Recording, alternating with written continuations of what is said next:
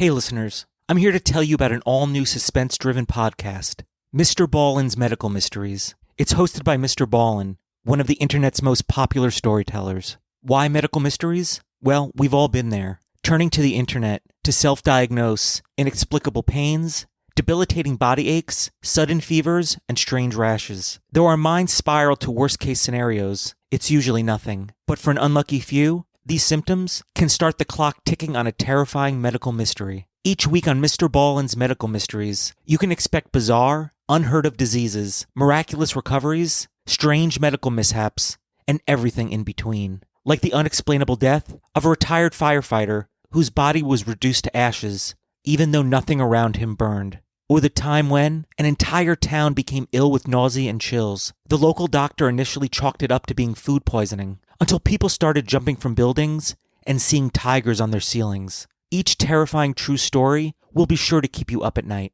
I'm about to play a clip from MrBallen's Medical Mysteries. While you're listening, follow MrBallen's Medical Mysteries on Amazon Music or wherever you get your podcasts.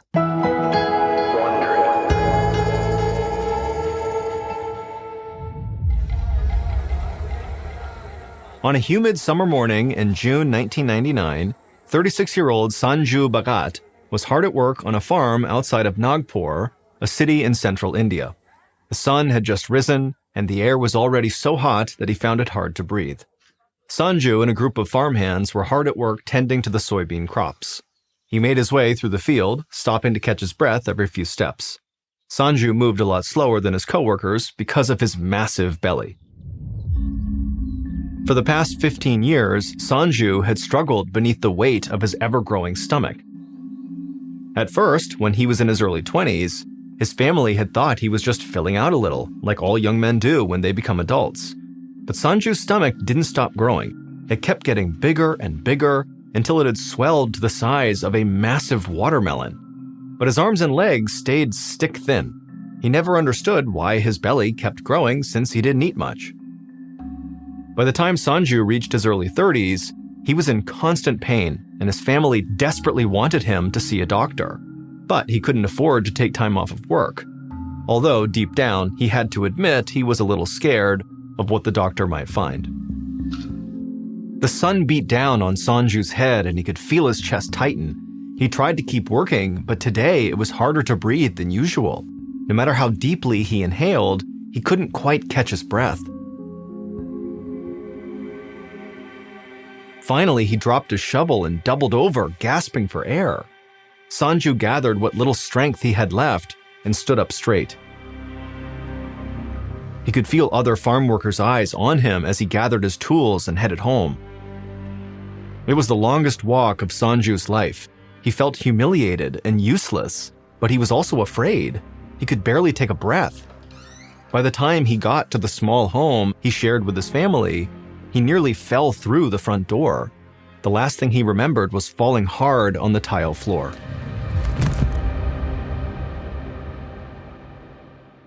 Early the next morning, Dr. Ajay Mehta had just started his shift in the oncology ward at Tata Memorial Hospital. He was alerted that a new patient named Sanju Bhagat had been brought in all the way from Nagpur and that he needed to be seen right away. Dr. Mehta hurried over to Sanju's room. If someone was rushed in an ambulance from so far away, it had to be a serious emergency. As soon as Dr. Mehta examined Sanju's giant swollen belly, he instructed the nurse to prepare the operating room for surgery. Dr. Mehta was a specialist in tumor removal, and he was certain that Sanju had a massive tumor in his stomach, possibly the biggest one he'd ever seen. The tumor was likely pressing against Sanju's diaphragm, which was why he couldn't breathe. And given how big it was, and Sanju's weakened condition, the tumor had to be removed immediately. While another nurse prepped Sanju for the operation, Dr. Mehta gathered his surgical team and headed to the operating room. As they sterilized their hands and put on clean scrubs, Dr. Mehta warned them that the tumor's sheer size would make this a very challenging operation. There was a risk of damaging the soft tissue in Sanju's stomach, his nerve endings, or blood vessels. In the worst case, the surgery could cause severe internal bleeding or even death. A few minutes later, Sanju was wheeled into the operating room on a gurney. Once he was under anesthesia, Dr. Mehta called for a scalpel. He placed one hand on Sanju's stomach for leverage, then he cut into Sanju's belly. After the blade broke through Sanju's skin and opened up his chest area, Dr. Mehta expected to see blood and a bright red mass of cancerous cells. Instead, gallons of thick, yellowish fluid gushed from Sanju's stomach, spilling onto the floor. The entire surgical team gasped. Dr. Mehta jumped out of the way, trying to avoid the surge of bile. It had a foul odor that made everyone in the room start to gag. Nurses ran toward him with towels, trying to sop up the putrid-smelling liquid. While they cleaned up the mess, Dr. Mehta remained calm and carefully inserted his hand into Sanju's stomach to locate the tumor. At first, all he felt was thick jelly-like fluid sliding between his fingers. Then he grazed something unusual. His eyes went wide as he dove a little deeper. His palm wrapped around something soft, but with a brittle core. He realized this was not a tumor. Whatever was in Sanju's stomach had bones, a lot of them. Dr. Mehta's jaw dropped as his hand explored the object floating in Sanju's stomach. He grabbed onto one of the tiny bones and began to slowly pull it up and out of Sanju's stomach. As he lifted the bizarre object into the air, he could hear more gasps from everyone in the room. Hey, Prime members, you can binge the first 8 episodes of MrBallen's Medical Mysteries right now and ad-free on Amazon Music. Download the Amazon Music app today. The most anticipated event of the year, Investment Wealth Summit, December 1st through the 3rd in Tampa, Florida. Live on stage, President of the Alternative Investment Association, Dutch Mendenhall, political commentator Tucker Carlson, radio and television host Buck Sexton, and many more. Secure your seat at investwealthsummit.com. Learn how to diversify your portfolio and create generational wealth without Wall Street. Uncover untapped investment opportunities. Tickets will sell out. Secure your seat at investwealthsummit.com today.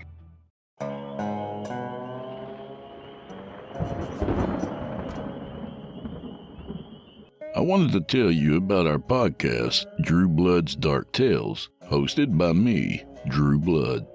We're a weekly storytelling podcast where you'll hear hand-picked horror from our favorite authors, accompanied by full audio production and performed by yours truly. I invite you to search for Drew Blood's Dark Tales on Apple Podcasts, Google Podcasts, Spotify, or wherever else you do your listening. And subscribe for longer episodes each and every week.